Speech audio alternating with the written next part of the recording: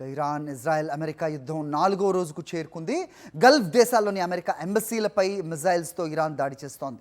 Saudi Arabia రియాద్లోని America ఎంబసీపై Iran దాడి చేసింది. విచ్చలవిడిగా గల్ఫ్ దేశాలపై ఇరాన్ మిసైల్స్ ప్రయోగిస్తోంది.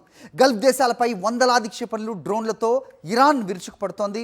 178 బాలిస్టిక్ క్షిపణులు, 384 డ్రోన్లను కూల్చింది కువైట్. అలాగే 169 క్షిపణులను యునైటెడ్ అరబ్ ఎమిరేట్స్ కూల్చింది.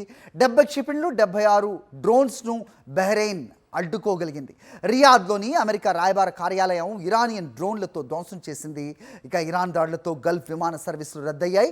లక్షల సంఖ్యలో గల్ఫ్ దేశాల్లో నిలిచిపోయారు ప్రవాస భారతీయులు. రైట్, ఇరాన్ ఇజ్రాయెల్ అమెరికా యుద్ధం 4వ రోజుకు చేరుకున్న నేపథ్యం చూస్తున్నాం. గల్ఫ్ దేశాల్లోని అమెరికా ఎంబసీలపై మిజైల్స్తో ఇరాన్ దాడి చేస్తోంది.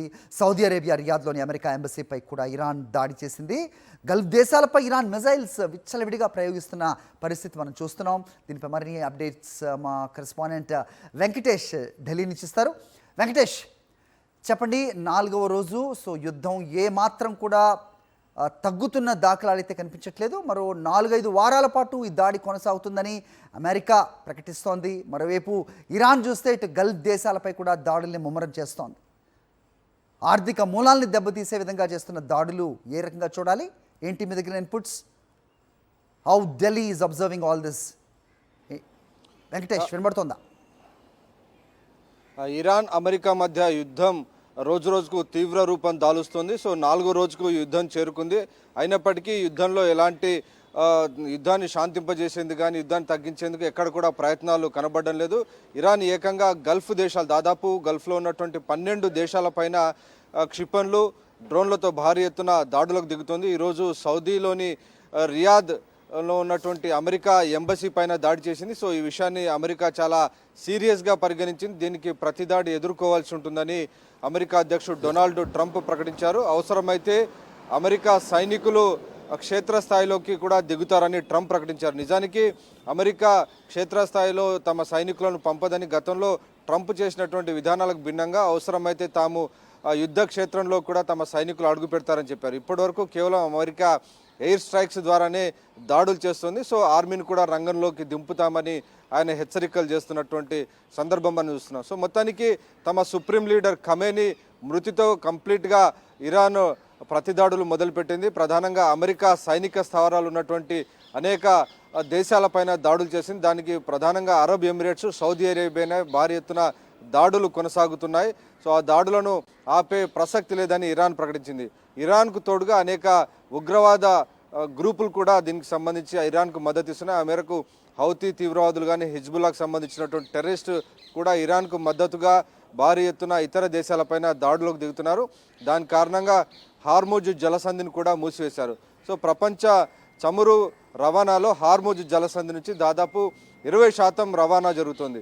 సో కంప్లీట్గా ఈ హార్ముజ్ జలసంధి మూతపడడంతో భారత్ సహా అనేక దేశాలు ఈ చమురు కొరతను ఎదుర్కొనేటువంటి అవకాశం ఉంది. సో ఆ నేపథ్యంలో భారత్ ప్రత్యామ్నాయ ఏర్పాట్లు చేసుకోవాల్సినటువంటి పరిస్థితి కూడా ఏర్పడింది. సో మొత్తానికి దీని ఇంపాక్ట్ ప్రధానంగా భారత్ సహా అనేక దేశాలపైన పడుతోంది. హరి, అయితే ఇరాన్ విదేశాంగ శాఖ అటు ప్యూటిన్తో చర్చలు జరగబోతున్నామని, అలాగే చైనా కూడా దీంట్లో కలగజేసుకోవాలంటూ వాళ్ళు మాట్లాడినట్లుగా ఒక ప్రకటన వస్తుంది.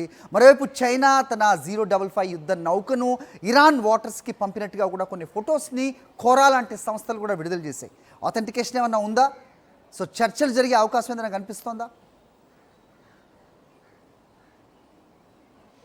నిజానికి రష్యా అధ్యక్షుడు పుతిన్ నిన్న స్టేట్మెంట్ చేశారు. అమెరికా పూర్తిగా అంతర్జాతీయ చట్టాలను ఉల్లంఘిస్తోంది. చర్చలు జరుగుతున్నటువంటి సమయంలోనే ఎలాంటి కవ్వింపులకు లేకుండా నేరుగా ఇరాన్ సుప్రీం లీడర్ను చంపడం కరెక్ట్ కాదని అమెరికా వైఖరిని ఇప్పటికే రష్యా అధ్యక్షుడు పుతిన్ తప్పుపట్టారు. అలాగే యునైటెడ్ అరబ్ ఎమిరేట్స్ రాజుతో కూడా ఆయన నిన్న మాట్లాడారు.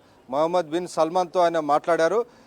యుఏఈని అమెరికా మిలిటరీకి కేంద్రంగా తయారు చేయడం వల్ల అనవసరంగా అరబ్ ఎమిరేట్స్ దీనికి అమెరికా ఇరాన్ మధ్య జరుగుతున్నటువంటి యుద్ధంలో అరబ్ ఎమిరేట్స్ బలి కావాల్సినటువంటి పరిస్థితి వచ్చింది. నిజానికి మనం చూస్తున్నాం అరబ్ ఎమిరేట్స్లో ఉన్నటువంటి కీలక నగరమైనటువంటి దుబాయ్ కానీ, షార్జా, అబుదాబి లాంటి వాటిపైన భారీ ఎత్తున క్షిపణులతో దాడి చేస్తుంది ఇరాన్. సో అమెరికా ఇరాన్ మధ్య ఉన్నటువంటి శత్రుత్వం కాస్త దానికి యుఏఈ, సౌదీ లాంటి దేశాలు కూడా బలి కావాల్సి వస్తుంది. సో అలాంటి పరిస్థితి ఉత్పన్నం కాకుండా చూసుకోవాలని పరోక్షంగా రష్యా ఇందులో యూఏకి నచ్చజెప్పేటువంటి ప్రయత్నం చేస్తుంది. సో ఎందుకంటే మిలిటరీ స్థావరాల నుంచే అమెరికా ఇరాన్ అటాక్ చేస్తుంది. సో అమెరికా యొక్క స్వార్థానికి ఈ దేశాలను ఉపయోగించుకుంటుంది అనేటువంటి విషయాన్ని ప్రధానంగా రష్యా ప్రస్తావిస్తుంది. కానీ ఇప్పటివరకు రష్యా కానీ అలాగే చైనా ప్రపంచంలో అమెరికా తర్వాత అంత శక్తివంతమైన దేశాలైనటువంటి రష్యా, చైనా దేశాలు కూడా కేవలం స్టేట్మెంట్స్ మాత్రమే పరిమితమయ్యాయి, కేవలం ప్రకటనలకు మాత్రమే పరిమితమయ్యాయి తప్ప క్షేత్రస్థాయిలో కానీ ఆ దిశగా రెండు దేశ అధినేతలతో మాట్లాడి చర్చలు జరిపి పరిస్థితిని కాస్త అదుపులోకి తీసుకొచ్చేటువంటి ప్రయత్నం ఏది కూడా కనిపించట్లేదు. అమెరికా చేస్తున్నటువంటి ఆధిపత్య ధోరణిని ఎవరు ఎదురు ప్రశ్నించేటువంటి పరిస్థితి అయితే కనబడడం లేదు. అనేక క్లెయిమ్స్ అయితే వస్తున్నాయి, చర్చలు జరిపేందుకు తాము రెడీగా ఉన్నామని వారు తిరస్కరిస్తున్నారని రకరకాల క్లెయిమ్స్ వస్తున్నాయి. కానీ అఫీషియల్గా మాత్రం ఎక్కడి నుంచి కూడా ఒక ప్రకటన రావడం లేదు. అలాగే ఐక్యరాజ్య సమితి కూడా కేవలం ఒక ప్రకటనలకు మాత్రమే పరిమితమైన పరిస్థితి ఉంది. హరి వెంకటేష్, అలాగే ఇరాన్ మిజైల్ శక్తిని ఏమన్నా తక్కువ అంచనా వేయడం జరిగిందా, లేదంటే వాళ్ళ శక్తి సామర్థ్యాలు తెలిసే ఈ మిజైల్ టెక్నాలజీ అవ్వచ్చు, లేకపోతే ఈ న్యూక్లియర్ ప్లాంట్స్ ఏవైతే ఉన్నాయని అనుమానిస్తున్నారో వాటి మీద చేస్తున్న దాడులు ఏ మేరకు సఫలం అవుతున్నాయనేది నెంబర్ 1 క్వశ్చన్.